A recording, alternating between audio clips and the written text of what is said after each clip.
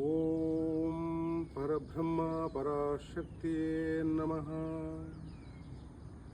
ಇಲ್ಲಿ ಪರಬ್ರಹ್ಮ ಅಂದರೆ ಸೃಷ್ಟಿಕರ್ತನಾದ ನಿರಾಕಾರ ನಿರ್ಗುಣ ಸರ್ವವ್ಯಾಪಿ ಸರ್ವಾಂತರಮೆಯಾದ ದೇವರು ಒಬ್ಬನೇ. ಅದನ್ನು ನಾವು ಪರಬ್ರಹ್ಮ ಎಂದು ವೇದ ಕಾಲದಲ್ಲಿ ವೇದ ಋಷಿಗಳು ಹೇಳಿದ್ದಾರೆ. ಪರಾಶಕ್ತಿ ಅಂದರೆ ಅವ್ಯಕ್ತ ಆ ಪರಬ್ರಹ್ಮ ದೇವರಿನಿಂದ ವ್ಯಕ್ತವಾದ ಈ ಜಗತ್ತು, ವಿಶ್ವ, ಪಂಚಮಹಾಭೂತಗಳಿಂದ ಕೂಡಿದಂಥ ವಿಶ್ವ, ಇದು ಪ್ರಕೃತಿ. ಇವತ್ತು ಸನಾತನ ಧರ್ಮ, ಅಖಂಡ ಭಾರತ, ಸನಾತನ ಪರಂಪರೆ ಶಕ್ತಿ ಪ್ರಧಾನವಾದ ದೇಶ, ಮಹಿಳಾ ಪ್ರಧಾನವಾದ ದೇಶ. ಇದನ್ನು ನಾನು ಏಕೆ ಹೇಳ್ತಾ ಇದ್ದೇನೆ ಅಂತ ಹೇಳಿದ್ರೆ, ಇಲ್ಲಿ ದೇವ ಶಬ್ದದ ಅರ್ಥ ಕೊಡುವವನು ಎಂದಾಗಿದೆ. ಅಂದರೆ ಜ್ಞಾನವನ್ನು ಕೊಡುವವನು, ಆಹಾರವನ್ನು ಕೊಡುವವನು, ಪ್ರಕಾಶವನ್ನು ಕೊಡುವವನು ಮುಂತಾದವುಗಳು. ಈ ದೇವ ಶಬ್ದದ ಅರ್ಥದ ಪರ್ಯಾಯವಾಚಿ ಶಬ್ದ ದೇವಿ ಅಥವಾ ದೇವತಾ ಮುಂತಾದ ಶಬ್ದಗಳು.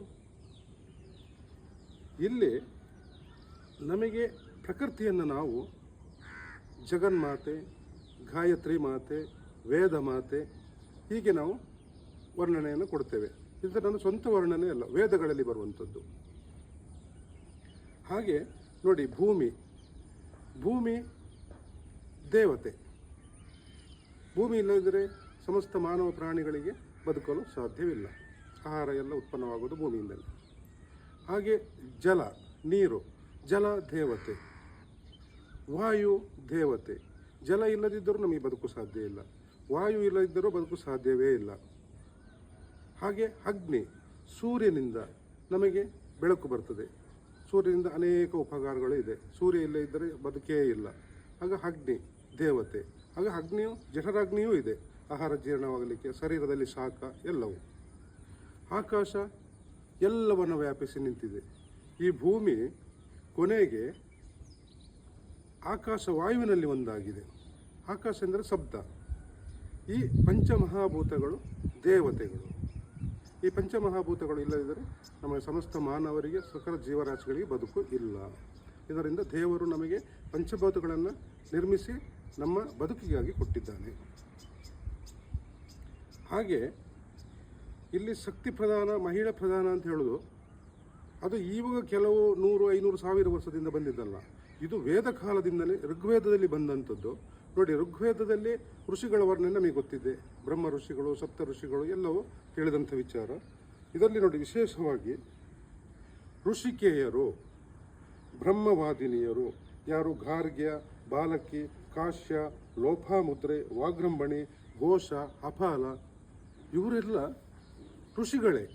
ಆದರೆ ಮಹಿಳಾ ಋಷಿಗಳಾಗಿರೋದ್ರಿಂದ ಋಷಿಕೇಯರು, ಬ್ರಹ್ಮವಾದಿನಿಯರು ಅಂತ ನಾವು ಹೇಳ್ತೇವೆ. ಇದರಿಂದನೇ ನಮ್ಮ ಭಾರತಕ್ಕೆ ಮಹಿಳಾ ಪ್ರಧಾನ ದೇಶ, ಶಕ್ತಿ ಪ್ರಧಾನ ದೇಶ. ನಾವೆಲ್ಲ ದೇವತೆ, ಪಂಚತತ್ವಗಳನ್ನು ದೇವತೆ ಅಂತ ಹೇಳ್ತೇವೆ. ಈ ರೀತಿಯಲ್ಲಿ ನಾವು ಇದನ್ನು ಅರ್ಥ ಮಾಡ್ಕೊಳ್ಬೇಕು, ತಿಳ್ಕೊಳ್ಬೇಕು. ಎಂದರೆ ಪ್ರಾಕೃತಿಕ ಶಕ್ತಿಗಳು, ಪ್ರಾಕೃತಿಕ ಅದೃಶ್ಯ ಶಕ್ತಿಗಳು, ಈ ದೈವಿ ಶಕ್ತಿಗಳೇ ದೇವತೆಗಳು. ಇದನ್ನು ನಾವು ತಿಳ್ಕೊಳ್ಬೇಕು. ಆದ್ದರಿಂದ ನಮಗೆ ತಾಯಿ, ಅಮ್ಮ, ಈ ಪ್ರಕೃತಿ ಇದು ಇಲ್ಲದೆ ಬದುಕು ಇಲ್ಲ.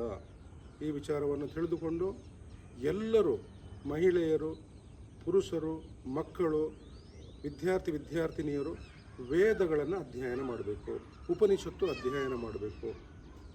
ನಿಮಗೆ ವೇದ ಉಪನಿಷತ್ತುಗಳು ಅಧ್ಯಯನ ಮಾಡಲಿಕ್ಕೆ ಆಗದಿದ್ದರೂ ಭಗವದ್ಗೀತೆಯನ್ನಾದರೂ ಅಧ್ಯಯನ ಮಾಡಿ. ಶ್ರೀಮದ್ ಭಗವದ್ಗೀತೆಯನ್ನು ಅಧ್ಯಯನ ಮಾಡಬೇಕು. ನಾವು ಹೆಚ್ಚು ಹೆಚ್ಚು ಜ್ಞಾನವನ್ನು ಪಡ್ಕೊಳ್ಬೇಕು. ಹಾಗೆ ಲೌಕಿಕ ವಿದ್ಯಾಭ್ಯಾಸವನ್ನು ಓದಿ ನಮ್ಮ ಉದ್ಯೋಗವನ್ನು ಮಾಡಬೇಕು. ಜೀವನ, ಆಧ್ಯಾತ್ಮ ಜೊತೆಯಲ್ಲಿ ಹೋಗಬೇಕು.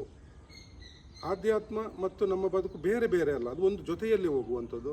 ಇದನ್ನು ನಾವು ಅಧ್ಯಯನ ಮೂಲಕ ಸ್ವಯಂ ಅಧ್ಯಯನ ಮಾಡಿ, ಸ್ವ ಅಧ್ಯಯನ ಮಾಡ್ತಾ ನೀವೆಲ್ಲರೂ ತಿಳ್ಕೊಂಡು ಮುಂದುವರಿಯಿರಿ ಅಂತ ಹೇಳ್ತಾ ನನ್ನ ಮಾತನ್ನು ಮುಗಿಸ್ತೇನೆ.